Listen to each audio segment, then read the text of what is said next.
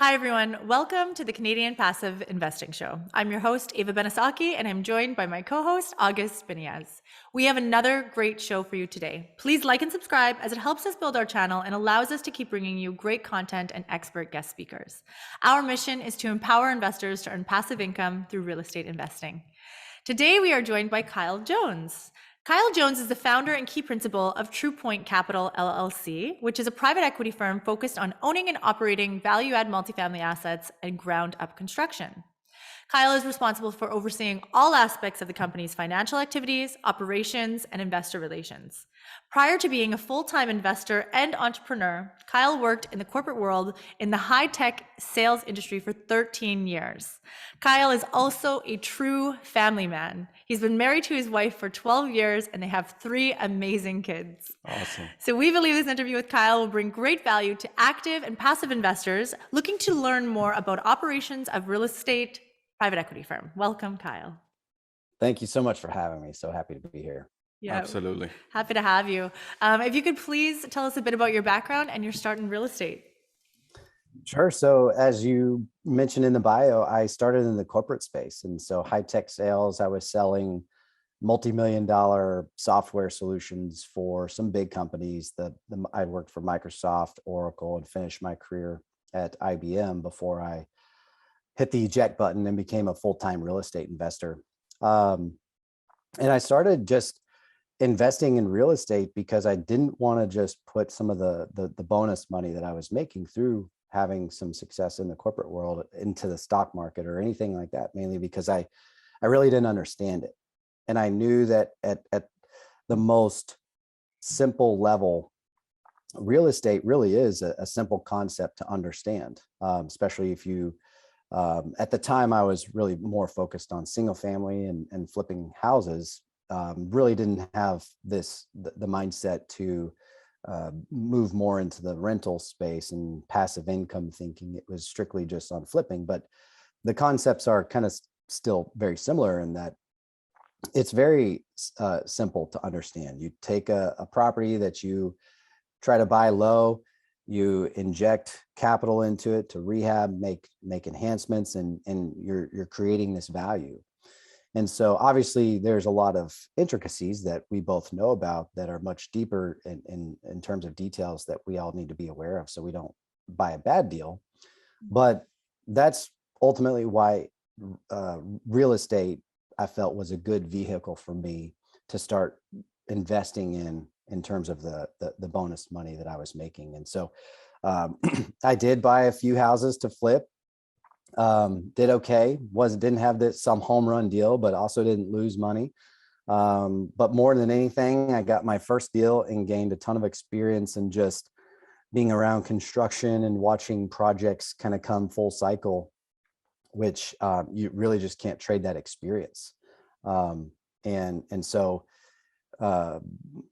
fast forwarding a few years, I realized that just wasn't scalable, and I really needed to be involved in the flipping business, which led me to keeping some of the houses that we bought as rental properties. But again, realized that wasn't scale, which ultimately led me to multifamily, and which is where we are now. And so we pretty much strictly do multifamily. I have some investments non-related to multifamily just with my own personal funds, but in terms of what we raise private capital for, it's all multifamily, mostly on the value add space, but we're really ramping up our development arm too, just because of just some things that I feel like I'm recognizing in terms of where we are in the market. Amazing, amazing. And kind of going on the topic that you mentioned, kind of creating or founding a real estate investment firm. Maybe we can get to the next question. Absolutely. Many times YouTube shows and podcasts, they're focused on success investment firms have after they picked up traction, right? So we like to have a focus on how the idea came about in founding a real estate private equity firm and the early growth stage. So Kyle, if you could please tell us about founding your firm and how did the idea come about and what was the initial steps that you took? Sure. So it was more accidental, I would say, because just in kind of keeping with the theme of wanting to continue to scale, once I really started seeing some success from the passive income that was coming in, that's when I knew, hey, I'm on my way to replace my expenses with passive income. What if I could replace my income? And so what would that look like? And so that's where eventually we kind of ran out of money after we started buying all this real estate. And that led me to figuring out a way to raise private capital. And so making that transition, I ended up partnering with a couple of guys who had already raised private capital before. Now, they weren't very sophisticated. They didn't have a whole, company around raising private equity and doing all that. But what they did have was the experience in bringing on investors to help buy larger real estate. And so through that, that's where I learned and kind of figured out, hey, if I'm going to do this, I really need to be more sophisticated.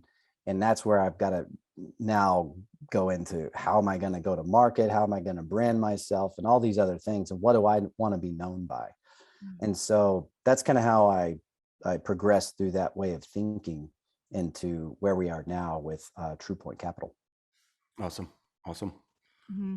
So maybe now we can discuss the components needed to have an operational real estate private equity firm. So that's the equity and then the deals, right? So maybe we could focus on the deals.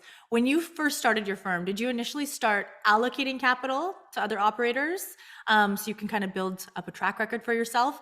Or did you start by co-syndicating, or were you the sole GP when you started? Well, so I mentioned that I kind of found these partners. When I first started, it was just all me. I figured I would rather lose my money than somebody else's money. So I was okay with that. Yeah. My wife, it took her a while to really get to understand that, but I was personally okay with it because I saw it as paying for an education if I ever did. Thankfully, we really hadn't lost money. And as we continue to work forward, I knew that I needed to partner with somebody to learn from them and figure out how to do that. And, just the little things, the legalities behind how you have to put a syndication together and, what do you need to be aware of, and just how you communicate with investors at that point. And just all these little things that you really don't know you can't know by doing deals on your own, because you're just the sole owner, and you know what's going on because you're involved in it. And so, that's how we kind of gained our own track record, was doing deals with other people. But really, the first couple larger multifamilies I bought, I still felt going in, I had enough capital saved up where they were, the first property I had raised money on was a 56 unit property. And I had enough capital where, okay, if I can't raise the money on this, I can at least do the deal on my own. And I would have to go back to the drawing board next time I want to buy another deal. We ended up raising money. We put a fund together to do that. But I just started really buying smaller multifamily in the market that I had identified as a market I wanted to invest in. And knowing that I had already kind of covered my basis with taking the risk out of it. Like, okay, if I can't get this deal across the finish line through investors, I know that I have, some savings. And so it kind of just kept like parlaying that, bought a few other properties of the same size. So I just really, started building this confidence at the same time with, hey, we've raised money. I haven't had to dip into my own capital to close any of these deals because we've raised money on every single deal. And so that, just kind of compounded from there into being able to do larger deals. And, last year we did the largest deal we've ever done. It was 436 units. And so it's just kind of happened organically that way. Got it. Awesome. Now, as far as deal flow at this stage, when you were still kind of building your company and buying these smaller multifamily, you have your own equity. If you can't raise the capital you need, you can, kind of engage your own equity there, but you don't end up having a need for that. But I'm sure it helps for non-refundable deposits and hard money down and what have you. Now, but how's your the deal flow coming along? Is it done by yourself, internally, one of your partners? How are you guys doing about the deal flow? Generally, it still comes to me, just because the way that, when I was out there hitting the streets with the broker community, I was the one who was, meeting with them and building rapport with them. And, they were really in direct communication with me all through the process, anytime we were wanting or working to close on an asset. And so those generally still come to me. And then I might underwrite it, or I might send it to my asset manager to underwrite it. But I actually really enjoy that part of the business. That's probably one of the most enjoyable pieces of the business, is building relationship, and, keeping those relationships. And so I know I could hand that off and, make better use of my time. But like I said, I do enjoy that part of it. Got it. And for viewers and listeners who are going to be watching this, when you're you're head of the acquisition side of the company, how do you go about creating relationship with brokers, and how do you manage those relationships? How do you end up on a top of brokers list when there's syndicators or investors or other firms which have been in the business for a very long time? Tell us a little bit about the strategies you utilize to even be on their call list. Well, for me, there's really no secret sauce. It's just about being consistent. And so it started with getting out and buying a property that might not have been the best property, that I was, of course, everybody wants kind of a trophy asset, or, something that looks like it's going to be this great home run deal. I was okay with, hey, I just need to start building my track record. At the same time, I don't want to do a bad deal. I don't want to put, especially if we start taking on investors, I never want to put, my investors in potentially harm's way. But sometimes we do need to, especially if we're starting out, we might have to buy a property that we typically wouldn't buy early on, just to start building that track record. And so that's what I did. And we ended up, bringing a lot of value to all the properties that I bought earlier in my career. And at that point, I became a closer. We never retraded. We never asked for a discount after we got the inspection. And so really, we just kind of did what we said we were going to do all the way through the process. And that's got me to a point now where pretty much in the last 24 months, every deal we bought was either off market completely, or it was like a preempt situation where it was about to come out to listing, but we were able to get an offer in and keep it from going out to market so it doesn't get bid up.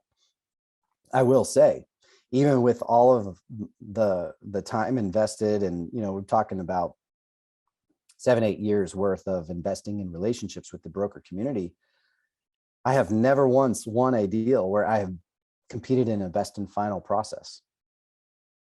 And so that just kind of is a testament to how competitive the market is.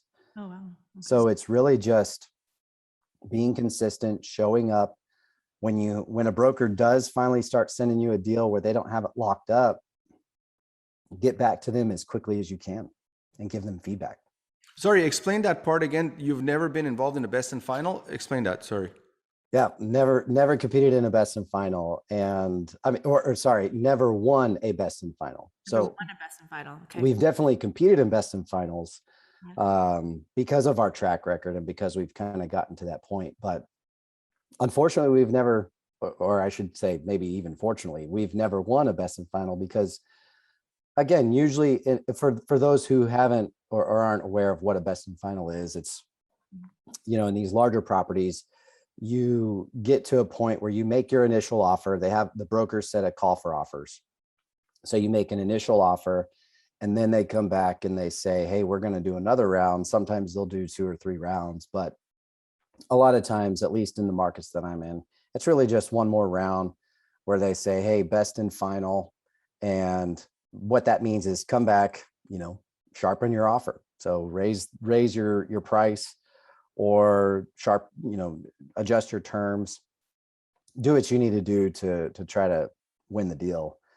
But, that's where generally we come in, and I don't know if this is the right approach, but it works for me. But we kind of come in with our best foot forward a lot of times. So usually in the second round, when we submit an offer, we really don't move a ton.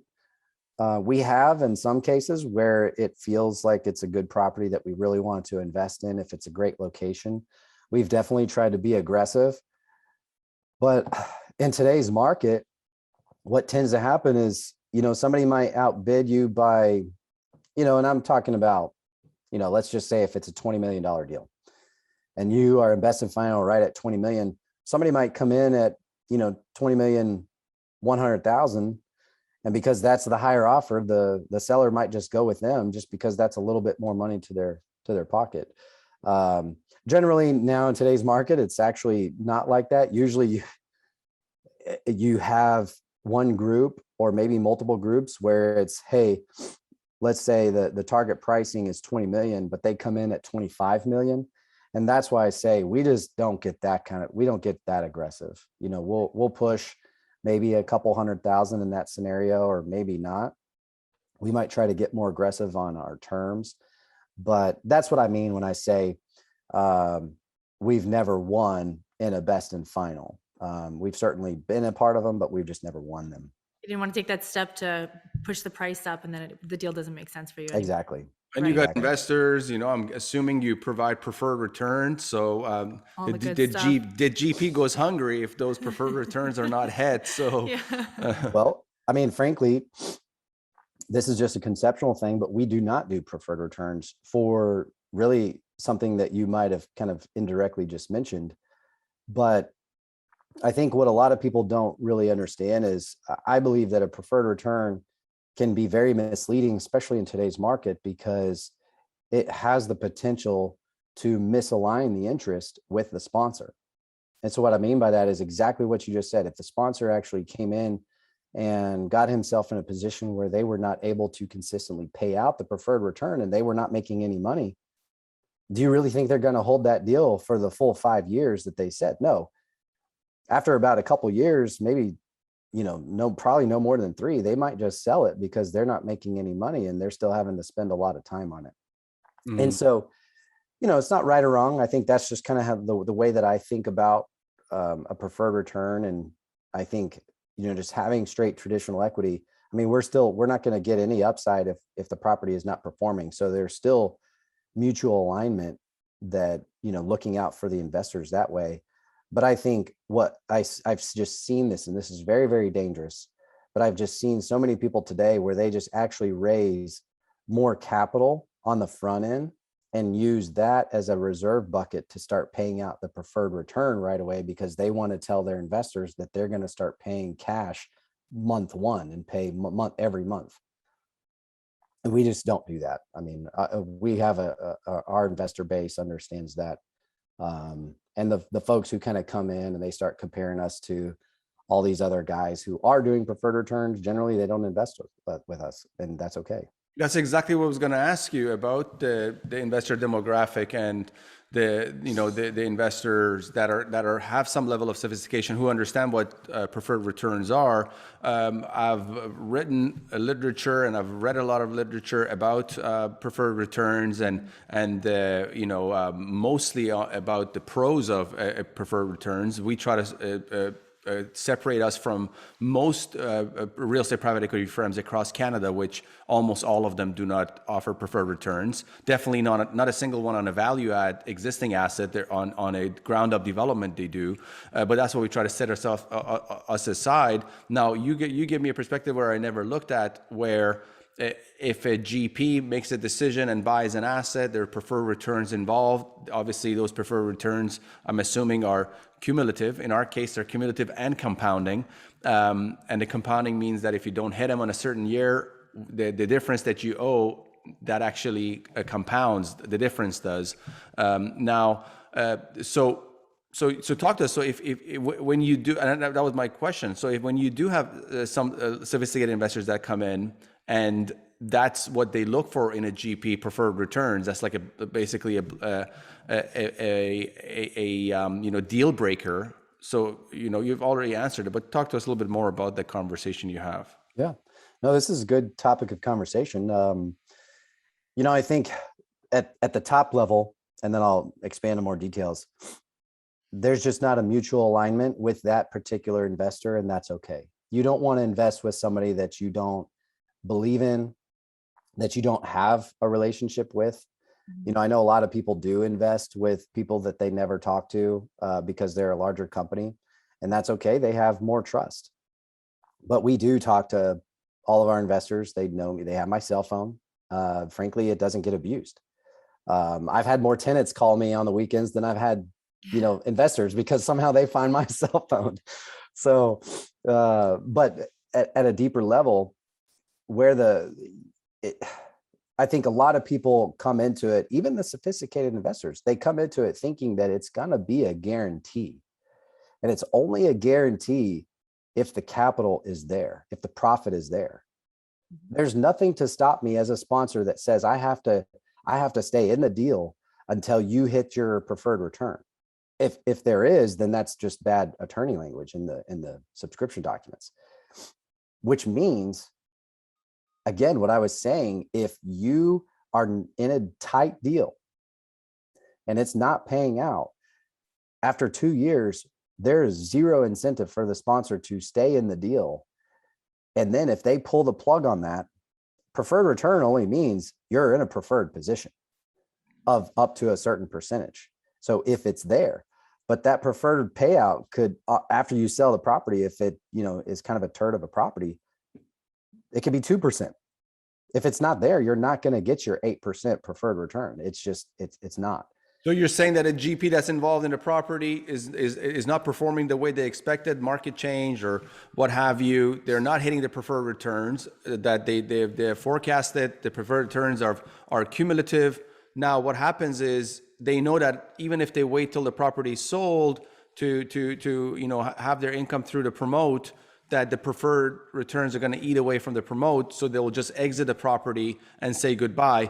I totally understand that logic, but also looking at this space that we're in, real estate private equity, particularly these syndicated deals, it's a marathon. It's not a sprint, because you might do one deal, but if you lose investors' money, or you don't perform the way you're promising to perform, or you don't, the returns are not, your exit is not when you were forecasting it, you might not have return investors, and you might possibly have a bad name in the business. So there is a level of stigma and reputation that sticks with GPs within the space as well. So what we say, for example, to our investors when a question is asked about the exit date, we're like, hey, who makes the decision? The investors ask, who makes the decision on when you're exiting, when you're selling the asset? They say, we do.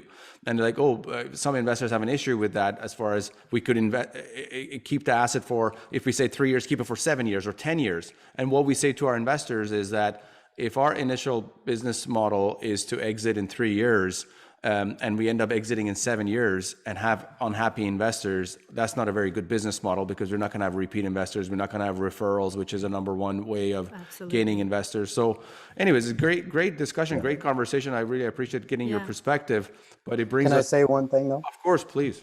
Because I don't disagree with anything that you're saying at all.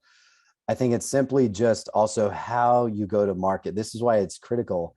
I had a manager tell me in corporate America at IBM when I first started. He said, "I'm gonna give you the max range." I came in at a certain level. There was, it's, not to digress, but I came in at this certain level of an employee, and my range of salary could go from low end to high end. And he helped me out. He said, "I'm going to put you at the high end, because you'll find that it matters. Whatever you come in at, that's what your raises are going to be based off of. So like if you're at the high end, you get a 3% raise. It was just kind of like an inflationary raise that IBM always gave." My point in that is, what he said is, it matters what you come in at. Or in our world, it kind of matters how you start your syndication model. I don't believe that everybody has to go out and start with a preferred return. I think the problem is, a lot of people started with a preferred return because they thought they had to, just to go out and raise capital. And they've gotten themselves in a position where they can no longer do a deal without a preferred return. They've set a precedent They've said it, yeah. with their Yes. investors. Absolutely. They expect it every But time. yeah, for us, I mean, for us, again, going back to this, I just really enjoy this conversation is because we've spent so much time internally talking about this, and I'm sure our viewers and listeners will, have some enjoyment listening to this. Is also when we came to our space, this business model was very new in Canada here, particularly partnering with Canadian retail investors to acquire U.S. institutional asset. But there were other companies who had become Goliaths in the business. So, and they didn't provide preferred returns, and we wanted to set ourselves apart. They did annual distributions, and we do monthly distributions. So it was for us. It was how to become competitive, how we set ourselves apart, and then within our educational process, we just keep pushing the idea of preferred returns in the goal of setting ourselves apart from the competition. And you're not wrong, and I'm not right, and I think it's just there's so many different ways to skin the cat. Yeah. It's just like any real estate. Like you can definitely make money outside of multifamily. I know several people who have financial freedom and they have 60 single family houses and that's all they have, or even less than that, just because they bought them so early, and they have maybe 15 single family houses, but they just have so much freedom. The same thing here. I think you guys have clearly, found a niche that works well with your investors. And that's really what matters. It's just how you set it up and how you go to market, and just, more than anything, I think outside of the preferred return, it's what you stand by. Yeah. And you stand by your transparency, your honesty, and your integrity. Those are the things that are way more valuable than a preferred return could ever pay for. Absolutely. And your investors will align with your values, and that's where the relationships form. Perfect. Perfect. Okay, that brings us to the next question here. Yeah, Kyle, I wanted to, what is the best balance in cultivating and nurturing relationships with investors and scouting markets and deals? Like, how do you divide your time in percentage? Well, so I do have a partner. I'm not just all by myself. And my partner handles a lot of the marketing. We both kind of handle investors. We both have raised money from our own investor network. I would say that he has kind of taken that more in terms of just the ongoing communication, handling our portal. We use a portal to manage all investor communication. So he and his side of the business handle that. We've got a couple of employees also that are very involved in the details of handling investor communication. And then I'm involved, as I mentioned, I really like the deal side and meeting with brokers. And I do think that that's my highest and best use. But when it comes to operations, I still oversee that. But we have a vice president of asset management who really spearheads all of that. I am involved, but she really only brings me in on the conversation if she needs an approval up to a certain amount on a CapEx project or something like that. But under that threshold, she has full jurisdiction to kind of run with that. And she's been a phenomenal addition. She's probably been one of the biggest assets to the company in terms of hiring, because it really freed me up, because I was very hands-on earlier in my career. I was very hands-on in the asset management. And so it did get tough to kind of balance and keep up with the deal flow and keep up with underwriting properties and making sure that my partner and I were in sync in terms of what's being communicated out to investors. And so I don't know. I mean, in terms of percentage, if I just knowing that I'm not hands-on in it, I would say, it's definitely more weighted towards my time spent on overseeing the operations, even at a higher level, but then also the deal flow side. Investor activity, it's usually, I really do get hands-on when we're raising capital for a deal, because I do answer a lot of the questions, or the questions get kicked to me. And so I'm responding, or, either through an email, text, or phone call. And so, but outside of that, in terms of just the monthly communication and the financials that we send out, and very transparent, we basically just, send out exactly the balance sheet, T12, rent roll, everything for the month. We provide that in the portal. we have other team members that handle all that. And it's just, hey, is this in? This is ready to be uploaded. Is this in? And they take care of all of it. And that's nice. And that's what I was just going to say. It can get overwhelming when you try to take on everything by yourself, and then you can't focus on what you're really good at. So congratulations for bringing on a partner who really streamlined everything. For sure. No, separating your duties and your asset manager's duties, you guys are both somewhat in the same, same side of the business, which is the deal business. Talk to us about how are those duties divided? Yeah, so she's really just responsible for the day-to-day asset management. And so what I mean, she's making sure that projects are being delivered timely. She's not actually calling out vendors. That's why we hire a property manager to do that. But she is overseeing it and making sure and going through these checklists on these project items, making sure that's getting done, or making sure that, we've got one property we just took over, and turns out we had to evict a lot of people, and, we're staring at the face of, 60 to 50% occupancy. And, it won't be the first time that's happened. That's actually happened a couple times, and we've worked ourselves out of it and had, very good success stories for that. So, that sounds scary, and it was definitely scary the first 2 times, but, you kind of, after you've seen the other side of it, that, as long as you're going into a deal where, you're buying in a good location and it's where people want to live, that you can chip your way out of it. But, and then I do get her involved in the due diligence on a new acquisition. I have her review certain documentation and everything else, and just to make sure. And so that's really the extent of her involvement in a new acquisition. But I have enough tools that I've accumulated and kind of a rhythm that I use personally on the underwriting side to just, if it goes through these series of checklists that I use, then, we can continue moving forward. Awesome. Right on. Awesome. Great. Awesome. Now, Kyle. Taking a step back, I guess. Yeah. Yeah, taking a step back. We want to know, Kyle, when you started, did you hire a coach or mentor? And if you did, tell us about the process, and would you recommend hiring a coach or a mentor? I would definitely recommend it, especially for somebody starting fresh. I actually did not. And it probably, if I did, it probably could have sped things up for me a little bit. But one thing I didn't have a lot of was time. And so just, I remember my bio said I have 3 amazing kids, amazing. 3 kids. And of course my wife, and, I love my family. I know there's a lot of people who, who might not, but I do. And I love my family. I love spending time with them. And so I kind of had to pick a balance of, okay, I'm just going to start learning by experience, then, just taking a year-long course and finally getting to a point where now I can start doing deals with my sponsor and everything else. Nothing wrong with that. And again, I highly recommend it if you can invest the time and go through that process. And but for me, I was also a little bit more self-motivated in the sense that I kind of knew once I started buying deals, I basically proved the concept to myself. And then I started just figuring out things, learned a lot of, trust me, I learned a lot of lessons that way. And,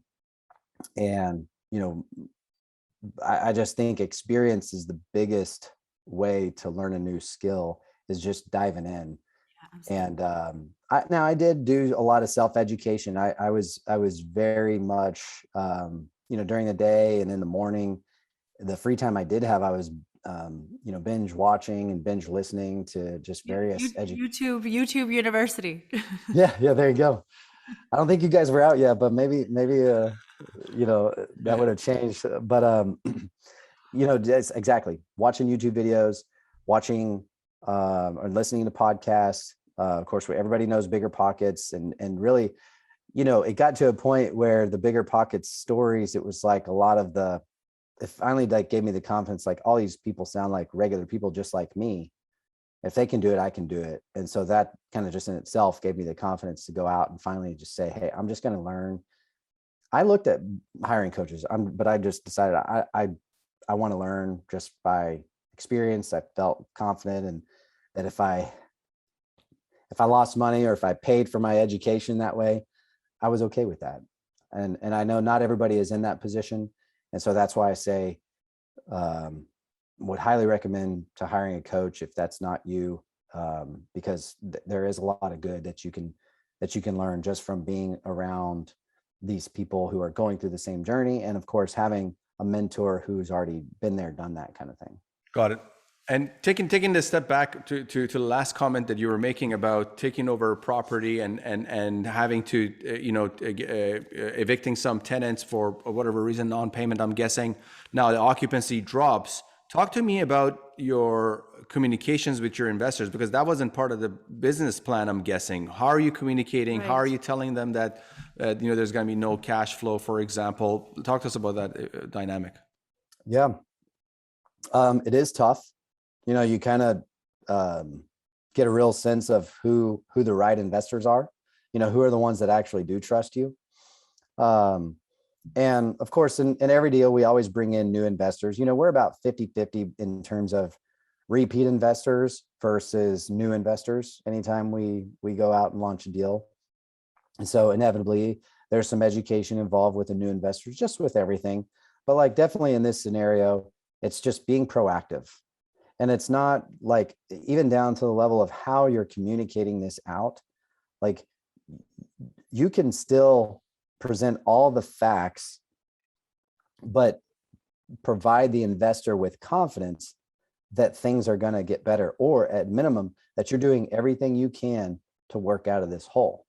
And so, for us, we kind of pointed to, hey, we've been here. Unfortunately, this is one of those things that it's always a possibility. Anytime you take over a property, we might get in here and realize there's a lot of skeletons in the closet, and we might have to evict a lot of these folks. And, you never hope for that. But in this case, we pointed to, having unfortunately been in this type of situation and getting ahead of it, so that when you start sharing financials, you're like, hey, this isn't really what we're thinking or projecting, but this is what's happening. By the way, here's what we're doing to get out of it. Like, so you don't even have to say everything's going to be okay, because you don't want to, what if it's not?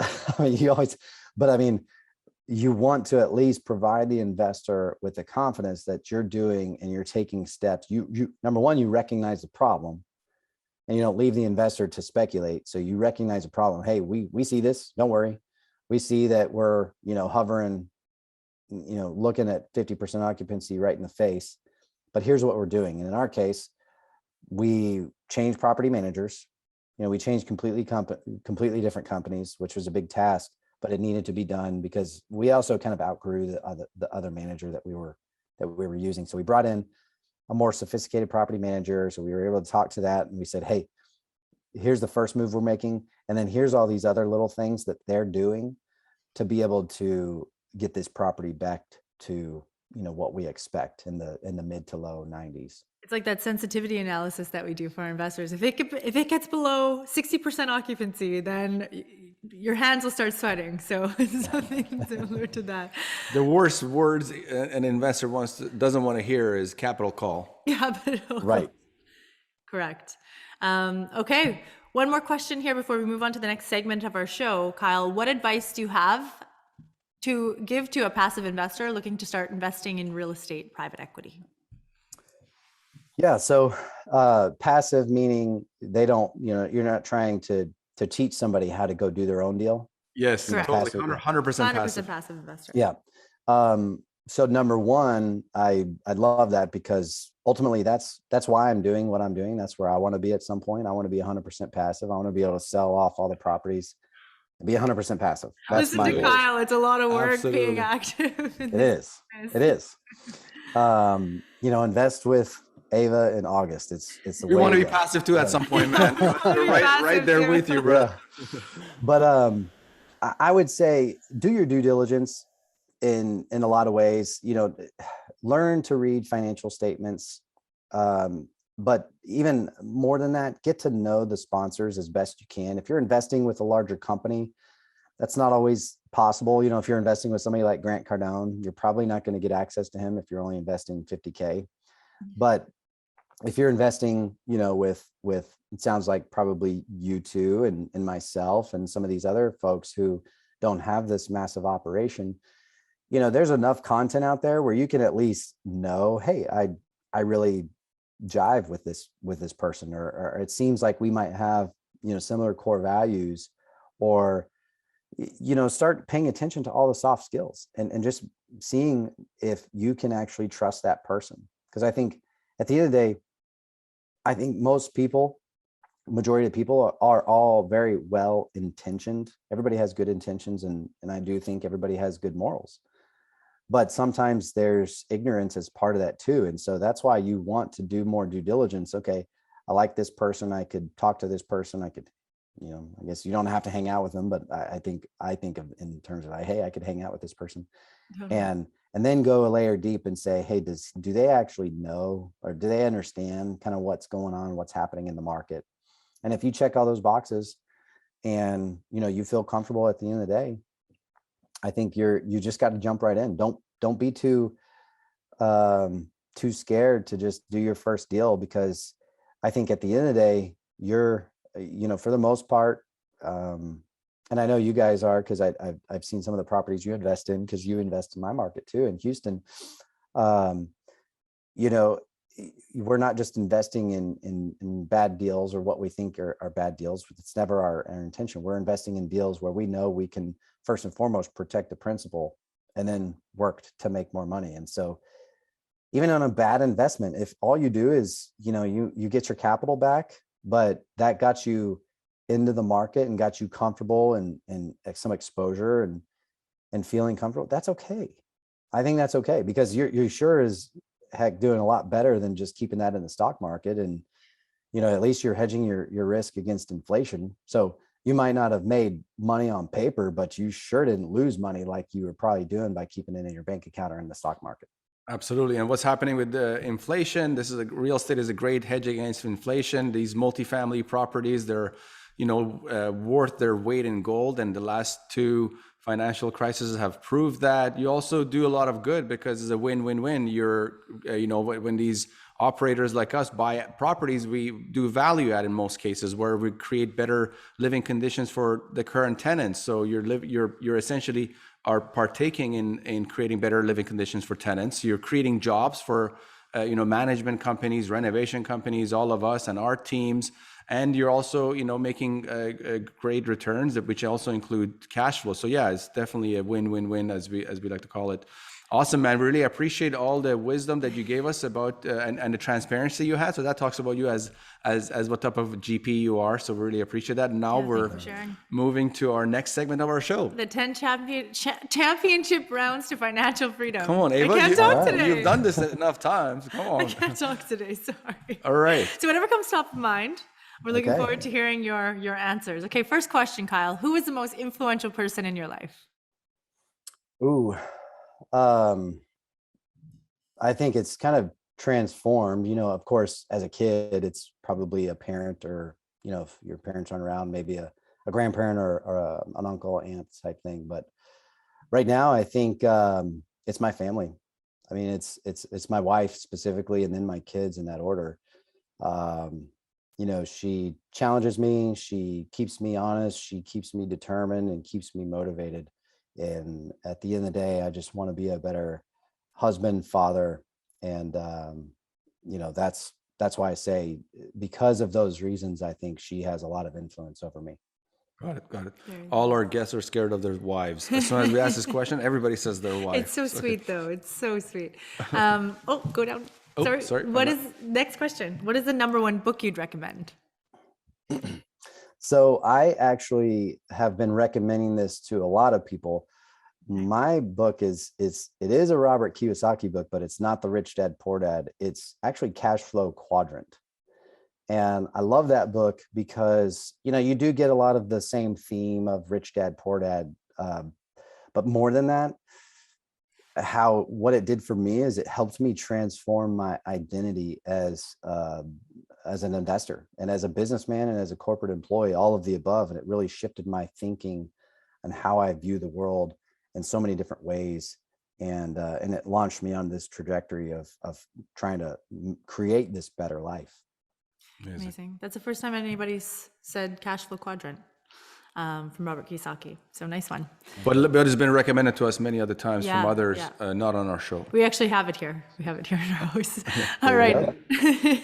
Next question. If you had the opportunity to travel back in time, what advice would you give your younger self? Ooh, pay more attention to the things that are shaping you as a person and as a young boy, and how they might affect you when you're as an adult. So here's a real life example. And this is completely unrelated to real estate, but, you know, just our relationship with our parents. I grew up in a, you know, kind of a white picket fence, beaver cleaver type home, but there are some things or lack of things that our parents did or didn't do, not because they're bad people, but because they didn't have the tools. And maybe they didn't have the counsel in their life to help them identify some of these things and some of these things to change it. I mean, one of those is related. I mean, it's just the way that we view money, the way that we think about money. And so that's just one thing, but also just on emotional level with me as a man, and a husband and a father, all those things and how they shape you. So I don't know, sorry to take that so deep, but no, I actually really, really appreciate what you just said. So yeah, thanks for that one. Now, next question. What is the best investment you've ever made? All the research and just investing that I did in myself, because I believe without a doubt, if I lost it all tomorrow, I would just go do it again. And that myself and the education that I've learned is the biggest asset that I have in my portfolio. Awesome. Amazing. Now, what's the worst investment you've ever made, and what lessons did you learn from it? Oh, I mean, there's a couple things. I mean, there's maybe some property related investing, but then there's, you know, maybe more of a fun one is I got engaged too early by, you know, somebody that I was dating in college. And so I say in investing all this time and effort into something that was just not a meaningful relationship. It was looking back, you know, it was just, I was so like naive to the whole notion. I could have identified that a lot earlier if I would have taken my initial advice of being more aware of things that are shaping me as a kid that affect me as an adult. So right, I'll stick with that. And what lesson did you learn from it? Don't get engaged too early. Well, that being one of them for sure, but also just making sure that you're very much aligned in a lot of ways. Like you've got to be aligned at the core with the person that you're going to spend the rest of your life with, because I do believe that it is a commitment, and you know, when you're committing to marriage, that's one of the single biggest commitments that you can make. And he proposed after 2 weeks to me. Yeah. You know. I'm usually a very selective investor and very astute, but in this situation, you know, and I think I've made a great investment. So, all right. Hey, you wanted to, it was like one of those pocket listings. You want to try to get it before it hits the open market, right? Get it locked down and do that. So I commend you, August, for taking the action. That's awesome. It was like Bitcoin in 2011. All right. All right, Kyle. How much would you need in the bank to retire today? What's your number? Well, I have done the math. Just my goal is, like I mentioned earlier, or alluded to it, I want to be a passive investor one day, completely 100%. Because I'm making passive income off my equity stakes in the properties that I'm operating, but once I sell those, that's done. And so I want to be able to have, you know, it's at a minimum, before I do start selling off the properties, I want to have about $5 million on the streets in investments, generating at a minimum 6%. And it's not lofty goals, but if you just do the math, 6% on 5 million, that's a decent lifestyle. And what is that number? Approximately 30K a month, right? Or is that? Yeah. Nice. Yeah. It's about 300,000 on the year before taxes. There you go. And so, Good number. that's kind of the minimum threshold before we kind of start moving in that direction. And of course, I've got a 10-year goal with that, but it's along the same thinking. But there you go, everybody. Live off of passive income that you make from smart investments. Absolutely. Okay, next question. If you could have dinner with someone dead or alive, who would it be?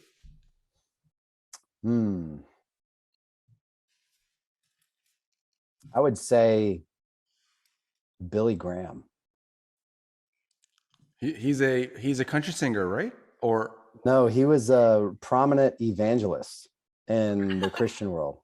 Okay. And so he, he's a guy that kind of paved the way for evangelism. And, he's kind of one of the first prominent preachers that broke out and started touring and circuiting and holding these speaking events in the Christian space. But he did it in a very intelligent and methodical way, and just how he was super intentional.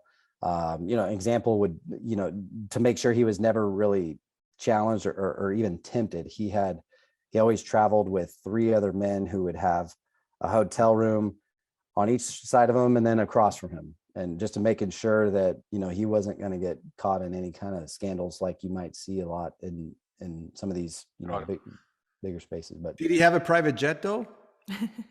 I don't know. I don't know. Maybe or maybe not. I don't know. But some evangelicals have, their The private jet? Yes. Sorry, what was his name? Billy Graham. Well, you thought a country singer? Hey, it sounds like I don't. We just closed on a property in Houston, and we were dancing around with Alan Jackson. I'm here for a good time. So I think that's what you think. Anyways, no, it's easy. His name is kind of country singing, country type. Billy Graham. Okay. So I think if the next question was posed to Billy Graham, he would have chose country singer. But go ahead and ask the question. Okay, now here's the question. If you weren't doing what you're doing today, what would you be doing now? Honestly, I'd probably still be selling software and trying to climb the corporate ladder, and on my way to be a vice president at IBM, which was kind of the path for me. But when I saw that as a vice president at IBM, you actually, pretty much work 24 hours a day, 7 days a week. I don't want that life. No, thank you. So. Yeah. Okay. Book smarts or street smarts? Definitely street smart. You got to have the basics on the book smart, but street smart goes a long way. I mean, look at me. I'm the one that I wanted to learn by experience. I didn't want somebody to just tell me how to do things on the book smart world. I wanted to figure it out.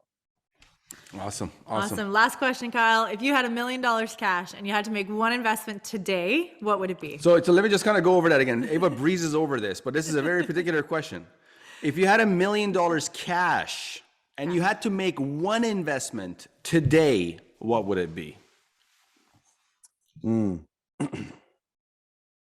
I don't think I would deviate from what I know.